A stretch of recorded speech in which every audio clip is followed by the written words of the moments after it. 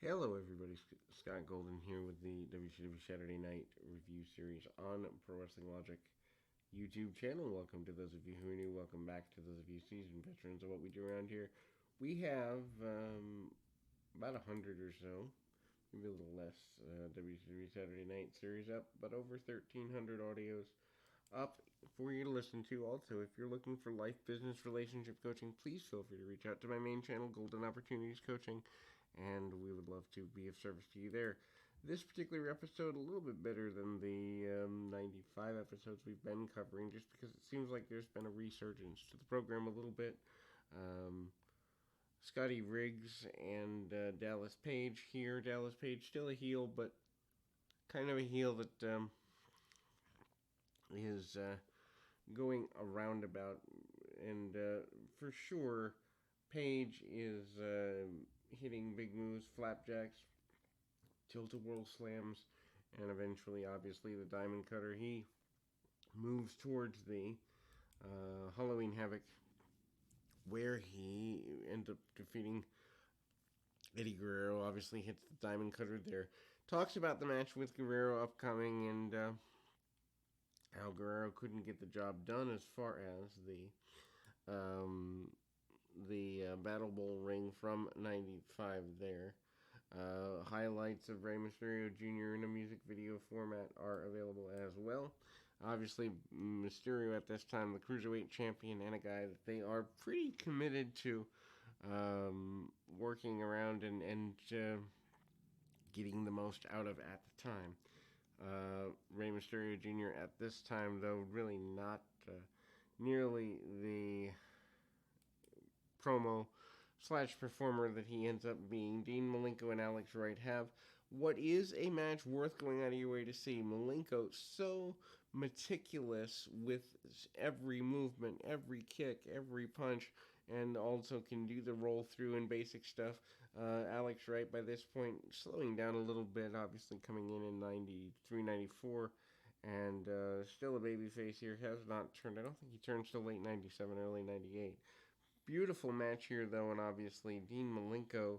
If you like technical wrestling in the vein of a Zack Sabre Jr. and the like, you probably would like Malenko if you've never seen him before.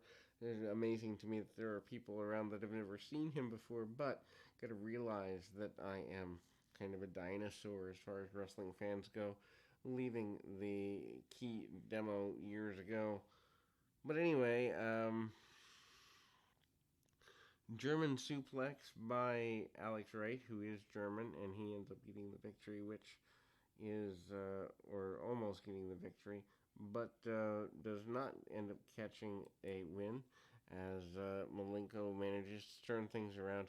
He does get a victory around this time with German suplexes, dropkick, and a sidekick by Malenko. Malenko manages the takedown and actually does a butterfly style pin for a victory there. Jeff Jarrett in an enhancement match. Jarrett in '96. I will say, going back to Jarrett in general, if you're not listening to his podcast already, definitely worth doing.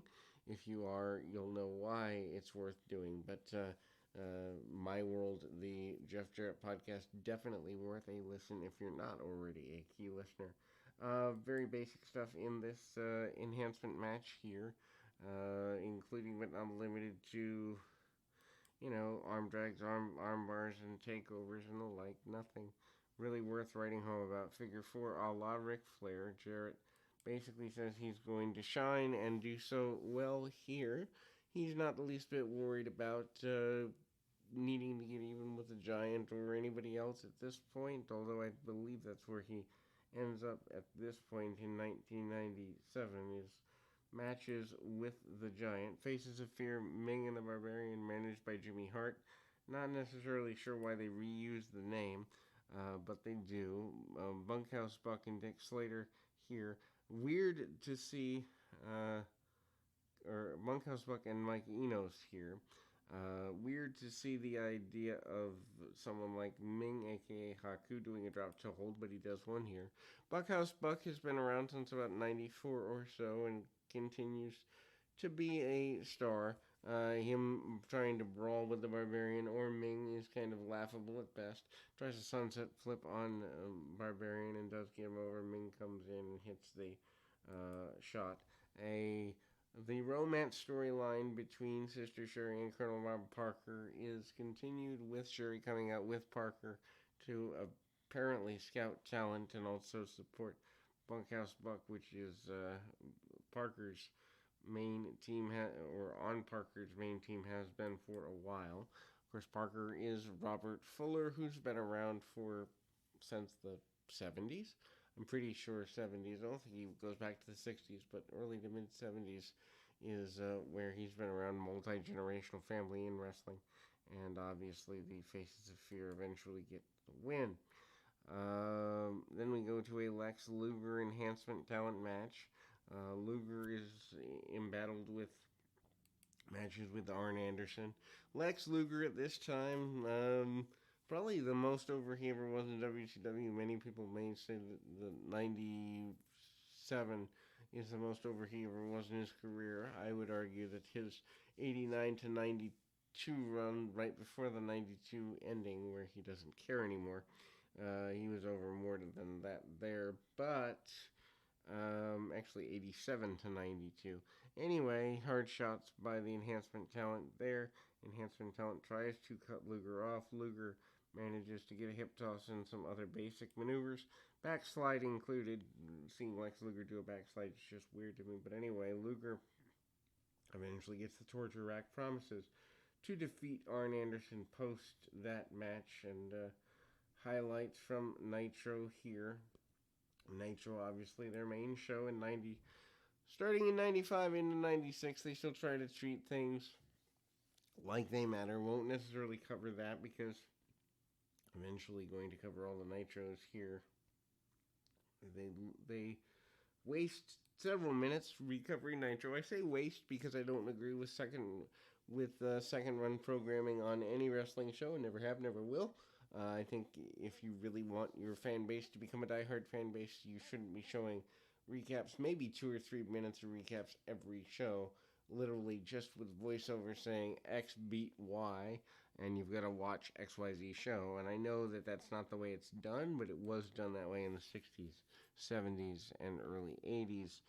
The predominance of video recaps didn't come about till the early to mid 80s, and I think it actually has been a waste of time and energy for the majority of people. Chavo Guerrero out next, facing off against Kendall Windham. Chavo Guerrero, of course, Jr., of course, the son of Chavo Sr., but also the nephew of Eddie Guerrero. Chavo just coming in around the time, actually, this may be one of his first matches, I don't really remember. Awkward catch by Kendall Windham, the brother of Barry Windham, on a moonsault. Obviously, Kendall looks to be pretty large by today's standards, but was skinny as heck at the time. It's just a difference in that. The double backbreaker and body slam spot by Windham. Obviously, Chavo ends up getting the victory here. Then we go to the NWO Black and White Series job match. Basically, X-Pac hits all his spots, including the top rope leg drop, spin kicks, and the like. The idea is NWO eventually was going to get their own television show. They treat it like Waltman, aka X-Pac, was a major guy at the time, and also they treat it like his match with this enhancement talent is a major deal. Obviously it's not, but the idea is mockery of professional wrestling, which to me, the NWO is the beginning of the end of the wrestling business in terms of drawing real money. Not to say that WWF and AEW aren't making more money than ever before, but they're making it off ad sales and not pro wrestling as a sport. In any event, Chris Benoit up next. I know there's lots of people that have commented in private messages on Twitter and the like not to cover Benoit, but he is a active member of the roster at the time, and despite what he did with his family and all of that, certainly tragedy there, but he is a member of the history of the sport and will be covered as such. Craig Pittman is his opponent, and Benoit routinely taking his opponent apart pretty consistently.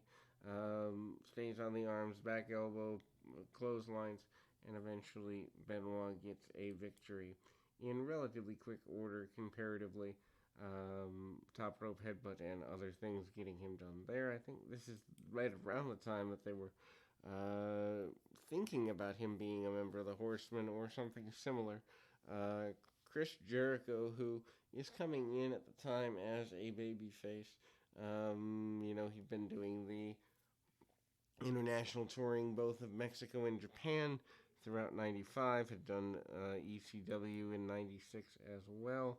But here coming in as basically an enhancement guy for the sake of WCW or one step up. Well, no, probably a medium pushed guy. Anyway, Jericho and Marcus Bagwell are here. Better match than would be expected. Body slams by Jericho and basic stuff. Nothing terribly detailed. However, they do a arm drag, double drop kick, fade off spot, which is kind of cool for the time. Jericho still doesn't really find himself till around 98, right before he leaves WCW after turning heel, but worth checking out. Jericho with a beautiful missile drop kick at the time and goes right after Bagwell. Not quite sure why they do a babyface match. Bagwell wouldn't turn until sometime in 97. Jericho basically says he wants to be one of the best talents in the area as the Lionheart to Tony Schiavone. Odd that Tony Schiavone and Chris Jericho, 25 years later, working together again in AEW, but nearly 25 years. Anyway, it's pretty amazing actually. So highlights from Nitro again. And then we go to a Roadblock enhancement match where Roadblock is not the enhancement talent, which is just weird. Roadblock does become an enhancement talent for Nitro and Thunder over the next couple of years, but here he's given a win on WCW Saturday night in a couple of minutes. Big guy, shoulder tackle, splashes, and the like. And that will close us for today. We've got a bunch more of these up and 1,300 audios for you to check out. In any event, keep your feet on the ground, your mind in the moment. Until next time, everybody.